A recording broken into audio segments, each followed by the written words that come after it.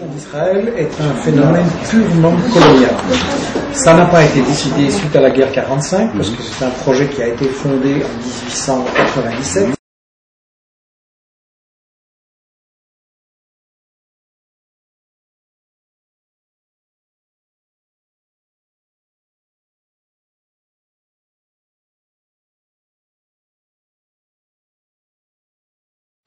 Eh bien, j'ai eu l'occasion de donner beaucoup de conférences, de participer à des débats, notamment au moment de Gaza. Et j'ai été très touché de voir la souffrance des Palestiniens. Et en Europe, où je vis, où je suis actif, la volonté de solidarité, en même temps le sentiment d'impuissance de la part des Européens, qu'ils soient d'origine européenne ou d'origine arabe ou musulmane. Ces sentiments d'impuissance, on nous manque sur ce que fait Israël et on n'arrive pas à convaincre les gens parce qu'ils sont tellement matraqués par TF1 et les autres télévisions européennes qu'on n'arrive pas à faire passer la vérité. Donc, ce livre, il est né de ce constat-là. Un jour après une conférence, il y a une dame musulmane, déjà âgée, avec fleurs, qui est venue me trouver après. Je m'imagine, Monsieur Colombe, j'ai confiance en vous, dites-moi ce que je dois faire. Et je suis resté sans voix et plein d'émotions par rapport à la souffrance que je sentais chez elle, qu'elle était presque désespérée de ne pas savoir comment arriver à faire changer les choses par rapport au monde. Donc j'ai décidé de faire ce livre-là pour donner une méthode aux gens en Europe pour contrer les médias mensonges, contrer les mythes du sionisme et faire passer les informations qui permettent aux citoyens européens de comprendre ce qui se passe. Donc, il existe déjà beaucoup de livres, beaucoup d'auteurs qui ont étudié telle ou telle question, mais les gens qui travaillent n'ont pas le temps de lire tout ça, et donc le projet, ça a été de rassembler en un seul livre, assez court, très facile d'accès, le meilleur de tout ça, sous forme d'une interview de 20 auteurs, il y a Chomsky, il y a Ramadan, il y a des Israéliens, des Européens, tout ça. Chacun est interviewé sur un sujet très précis, qu'il connaît bien, et donc on aborde l'histoire qui a précédé la création d'Israël, comment Israël s'est créé, la question de la colonisation, le rôle des États-Unis, de l'Europe, du pétrole, des médias. On répond à la question, est-ce qu'on critique Israël, si on critique Israël, est-ce qu'on est antisémite, et des choses comme ça. Et donc l'idée c'est ça, de donner, je vais dire, les connaissances qui permettent aux gens de parler autour d'eux, que ce soit au travail, à l'école, dans le quartier, de parler d'Israël, de répondre aux questions des gens, et en même temps avoir aussi une méthode qui permet de discuter efficacement avec ses amis, ses voisins ou ses collègues. Tous les mythes du sionisme. C'est un historien israélien très courageux et qui a effectivement analysé cette question. Moi j'ai toujours cru que, et c'est ce qu'on m'avait raconté à l'école, j'ai toujours cru qu'il y avait effectivement les Juifs, vous vous souvenez, avaient été chassés par les Romains en 70 après Jésus-Christ et qu'ils étaient allés ailleurs et qu'au fond maintenant ils retournaient sur leur terre. Donc Shlomo Sand explique qu'il n'y a pas eu d'exode, qu'ils ne sont pas partis, que les gens sont restés là, ce qui est rigolo, parce qu'au fond, ça veut dire que les Palestiniens qui vivent là maintenant, c'est eux, les descendants des Juifs de l'époque de Jésus-Christ. Donc c'est le monde à l'envers. Hein. Et ensuite, évidemment, ça posait la question, bon, mais alors, ces gens qui reviennent maintenant en Israël, qui sont-ils? D'où viennent-ils? Qui sont-ils? Et il a très bien montré qu'en fait, ce sont des gens qui viennent de différents pays, de différentes populations, qui n'ont d'ailleurs rien de commun, parce que vous avez des Européens de l'Est, des Européens de l'Ouest, des Maghrébins, des Africains, des Slaves, et la seule chose qu'ils ont en commun, c'est une religion. Mais un peuple et une religion, c'est pas la même chose. Je veux dire, être de confession juive, c'est une chose, ça n'est pas une nationalité. Et donc il a montré que c'est tout un mythe. Et ça, c'est quelque chose que les Européens ne savent absolument pas, parce qu'on leur bassine les oreilles avec cette idée, oui, les Juifs retournent sur leur terre dont ils ont été chassés. De toute façon, il y a une chose qui doit être claire. Ce n'est pas même à supposer qu'ils auraient été là il y a 2000 ans, ça ne leur donne toujours pas les droits de chasser ceux qui habitent maintenant. Hein. Si on commence à faire ça dans le monde entier. Supposez en France, hein. Supposons qu'il y ait des gens qui disent nous on était les Gaulois il y a 2000 ans, vous les Français maintenant vous déguerpissez, on vous donne juste une petite enclave à Calais et un peu dans les Alpes et voilà. C'est absurde, le monde va être à feu et à sang, donc c'est absurde. En plus, c'est complètement faux, tous les historiens, y compris les historiens israéliens, disent que l'exode n'a jamais eu lieu. La création d'Israël est un phénomène purement colonial. Ça n'a pas été décidé suite à la guerre 45, parce que c'est un projet qui a été fondé en 1897. Et en fait, à cette époque-là, l'Europe colonise le monde. Léopold II, le roi de mon pays, la Belgique, colonise le Congo sauvagement. On coupe la main des Noirs qui refusent de travailler pour produire du caoutchouc pour enrichir Léopold II et ses amis.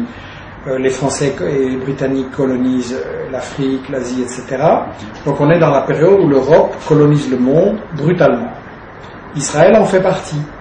Et des Juifs vivant en Europe de l'Est et en Europe de l'Ouest créent un mouvement national juif parce qu'il y avait, il faut le dire, il y avait du racisme anti-juif, surtout en Europe de l'Est. Le tsar de Russie, etc. C'était le truc courant à cette époque-là, quand il y avait des problèmes, quand il y avait de la pauvreté, du mécontentement populaire, on disait c'est la faute aux Juifs. Ouais. Maintenant on dit c'est la faute aux Arabes, bon. Et on a dit c'est la faute aux Juifs. Et il y a eu donc une crainte légitime des Juifs au XIXe siècle par rapport à ce racisme. C'était parfois très violent avec les pogroms en Europe de l'Est, etc.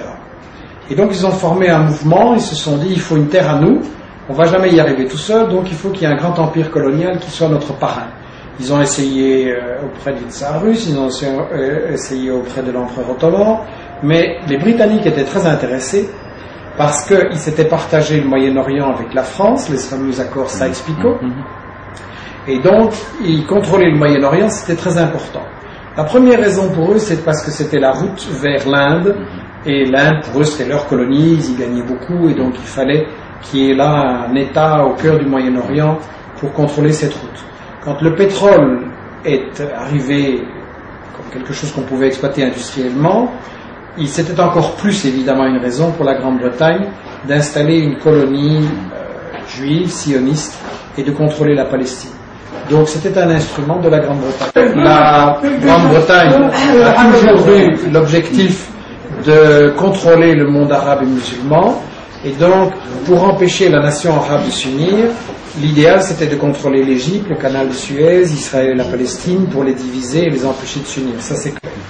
Et après la Grande-Bretagne est venue, sont venus les États-Unis qui ont pris leur lait, et eux évidemment c'est le pétrole qui les intéressait. Au début, ils n'ont pas tellement misé sur Israël, je vais dire, c'est plutôt la France qui a permis le décollage d'Israël et qui l'a armé au point de vue nucléaire et tout ça. Et M. Dassault notamment, qui a beaucoup aidé Israël.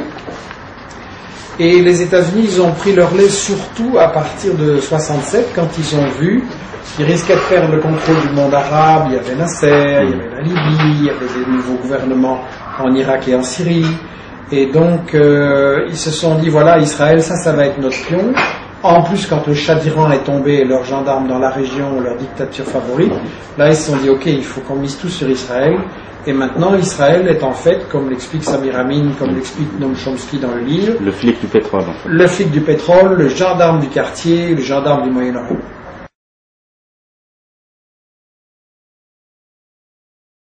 De très nombreuses organisations et personnalités palestiniennes ont lancé un appel au boycott qui s'appelle BDS, boycott, désinvestissement, sanctions. Israël est un État colonial. Israël est un État qui pratique l'apartheid. Israël viole toutes les résolutions des Nations Unies et le droit international. Il ne peut pas faire ça impunément, il doit être sanctionné. Malheureusement, les gouvernements des États-Unis et d'Europe qui considèrent Israël comme un partenaire, M. Solana, le représentant international de l'Europe, a même dit qu'Israël était membre de l'Union européenne sans être membre. Donc, on ne peut pas compter sur eux pour faire triompher le droit et respecter les droits des Palestiniens. Donc, c'est les gens, à la base, les populations, qui doivent sanctionner Israël. Et je pense qu'il y a beaucoup de formes d'action qu'il faut développer. mais une qui est absolument centrale, c'est le boycott. Il faut absolument qu'il y ait une punition économique et morale pour Israël pour ce qu'il fait. Si on réfléchit bien, ça n'est même pas dans l'intérêt des populations juives d'Israël. Est-ce qu'elles vivent en sécurité? Je pense qu'Israël est l'endroit où les juifs peuvent se sentir le moins en sécurité dans le monde. Donc il est temps d'ouvrir les yeux. Moi, je pense qu'il faut cesser de parler le langage de la haine. Je pense que les solutions, elles existent. Elles ont même été proposées par les Palestiniens depuis longtemps, à partir de 67-68. Aussi bien Arafat que le FPLP, les mouvements de gauche palestiniens et Watmeh, tout ça, ont proposé qu'il y ait un seul État, laïque, moderne, démocratique, où les juifs, les musulmans, les chrétiens, les laïcs pourront vivre sans discrimination, en parfaite égalité. C'est quand même ça l'idéal, un homme, une voix, la démocratie, pas de discrimination selon votre nationalité, votre origine, etc. Donc je pense que la solution, elle existe, et elle est au fond dans l'intérêt de la majorité des juifs d'Israël. C'est la seule façon de vivre dans une société qui va pouvoir alors entrer dans la paix, dans l'échange, dans la coopération et dans le respect mutuel. Moi, je pense que deux États côte à côte qui se regardent en chaîne de faïence, c'est pas une bonne idée. De toute façon, comment vous y arrivez? Il y a des Juifs partout, il y a des Palestiniens, des Arabes partout. Comment vous allez faire? Vous allez pratiquer la purification, le nettoyage, les Arabes d'un côté, les Juifs de l'autre. C'est pas une bonne solution humaine. Je pense que si on est d'accord qu'un homme voit un homme, qu'il n'y a pas de nation supérieure, de peuple élu par Dieu, etc., et que tous doivent bénéficier des mêmes droits, la seule solution, c'est que tous puissent vivre ensemble sur cette terre. Les Palestiniens n'ont jamais dit qu'il fallait chasser les Juifs à la mer et des choses pareilles. C'est des fantasmes, c'est des mythes. Donc il y a place là-bas pour tout le monde, et tout le monde vivra beaucoup mieux, et il y aura beaucoup plus de prospérité et d'enrichissement mutuel si on vit en établissant des droits égaux pour tout le monde. Mais évidemment, à ce moment-là, on n'a plus le fil du pétrole, on n'a plus la base militaire des États-Unis, et on n'a plus un État armé avec une puissance nucléaire très forte, qui est une menace pour l'Irak, l'Iran ou tout pays arabe qui voudrait simplement être indépendant. Donc, le vrai, seul obstacle à la solution équilibrée, démocratique, moderne en Palestine, c'est les États-Unis, c'est les multinationales du pétrole comme Exxon, et ça, on doit le dire autour de nous pour que les gens comprennent qui empêche la paix au Moyen-Orient. C'est que les États-Unis, s'ils veulent, ils peuvent arrêter Israël en 5 minutes. 5 minutes. Israël est un État artificiel qui ne vit que grâce au financement de l'Europe et des États-Unis et à l'armement des États-Unis. C'est un État en déficit. Il n'est pas viable. Donc, en 5 minutes, ils peuvent tout arrêter. Pourquoi ils ne le font pas? Parce qu'en réalité, Israël, dans leur idée, reste le flic du pétrole, reste un gendarme anti des États-Unis et à l'armement des États-Unis. C'est un État en déficit. Il n'est pas viable. Donc, en 5 minutes, ils peuvent tout arrêter. Pourquoi ils ne le font pas? Parce qu'en réalité, Israël, dans leur idée, reste le flic du pétrole, reste un gendarme anti-arabe, anti-musulman et pour contrôler le pétrole. Ça, c'est la première chose. Alors Obama, évidemment, je sais, il a fait le discours du Caire et les musulmans étaient contents. Il n'y avait plus un président qui les insultait à tout bout de champ. Il y avait un président qui semblait témoigner de respect, de compréhension, etc. Mais c'était des discours. Il n'a rien fait pour vraiment arrêter la colonisation. Elle continue pire que jamais. On doit juger les gens sur leurs actes, pas sur les discours. Un deuxième aspect quand même, pour être bien complet. Justement, quand l'Israël a commencé à dire qu'il allait attaquer l'Iran, il y a eu une déclaration très étonnante de Zbigniew Brzezinski, qui était un ministre de Carter, qui n'est plus maintenant aux affaires, mais qui est un homme très très important. J'en parle dans mon livre Les 7 péchés d'Hugo Chavez, parce qu'il dirige un des plus importants think tanks, des cercles de pensée, de réflexion, gouvernement de l'ombre en réalité, dirigé, financé par la famille Rockefeller de Exxon. Et Brzezinski, c'est probablement, avec Kissinger, une des 2 ou 3 personnes les plus influentes pour définir la stratégie des États-Unis. C'est lui aussi qui a dit qu'il fallait élire Obama dans l'intérêt des États-Unis et pas McCain ou Clinton. Bien. Brzezinski, quand Israël a menacé l'Iran, a une déclaration totalement surprenante. Il a dit: si les avions d'Israël s'en vont bombarder l'Iran, alors la force aérienne des États-Unis devrait les intercepter ou même les abattre. Vous entendez bien, donc les États-Unis qui devraient abattre des avions israéliens. Ça, tout le monde se demande pourquoi il dit ça. En fait, Brzezinski, lui, c'est l'homme qui raisonne sur le long terme. Les États-Unis sont en déclin, ils ont un très grand problème pour contrôler leur domination mondiale. Et quand Bush a dit qu'il allait attaquer l'Iran, Brzezinski lui a dit qu'il était idiot parce qu'il ne pouvait pas gagner contre l'Iran et que c'est pas ça qu'il fallait faire. Et la stratégie de Brzezinski, elle est autre. Lui, il voit plus loin. Et il dit que les deux grands ennemis que les États-Unis doivent absolument affaiblir et abattre, c'est la Russie et surtout la Chine. Et de ce point de vue-là, dit-il, il faut essayer que l'Iran soit non pas un ennemi, mais un allié. Et vous savez bien que les États-Unis ont toujours essayé de se rallier l'Iran et de l'utiliser. Et je crois que même maintenant, Brzezinski dit qu'il faut essayer de s'arranger avec des gens à Téhéran pour que l'Iran revienne comme un allié des États-Unis contre la Russie et la Chine. De ce point de vue-là, Israël est gênant. Parce qu'Israël, évidemment, en faisant la guerre toutes les 5 minutes, il empêche que les États-Unis se réconcilient avec l'Iran. C'est une aberration que les États-Unis fournissent l'arme nucléaire à l'Inde, au Pakistan, que Israël a 150 têtes nucléaires et ça personne n'en parle, et l'Iran n'aurait pas le droit. L'Iran a très bien vu. La Yougoslavie a été abattue parce qu'elle n'avait pas d'armes pour se défendre. L'Irak a été abattu parce qu'il n'avait pas d'armes pour se défendre. La leçon est claire. Si vous avez les armes pour vous défendre, on vous respectera un peu plus. Donc ça c'est clair. Donc l'Iran essaye de se protéger. Je ne pense pas que c'est un pays agressif et offensif. Il essaie de se protéger, de garantir sa sécurité. Il en a le droit. Et les États-Unis, ils n'ont pas encore définitivement choisi quelle est leur politique. Ils hésitent, c'est clair. Et tout ça vient de leur affaiblissement. Ils sont dans leurs petits souliers aussi par rapport à ce qu'a fait Israël. Et je crois qu'il y a une part de cinéma aussi là-dedans. Vous connaissez la théorie bien classique du gentil flic et du méchant flic. Le méchant flic vous tape avec la matraque, le gentil flic vous offre une cigarette et vous dit allez on va être potes. En réalité, je crois qu'Israël et les États-Unis jouent un peu comme ça. Et il y a beaucoup de comédie dans la mise en scène. Ouais, je pense. Mais c'est pas que de la comédie. Et ça reflète le problème des États-Unis de garder leur crédibilité. Ils ne peuvent pas attaquer tout le monde. Bush a attaqué l'Irak, l'Afghanistan, Israël a attaqué le Liban, et ils ont tous échoué. Donc, même si vous êtes les États-Unis, vous ne pouvez pas attaquer tout le monde en même temps.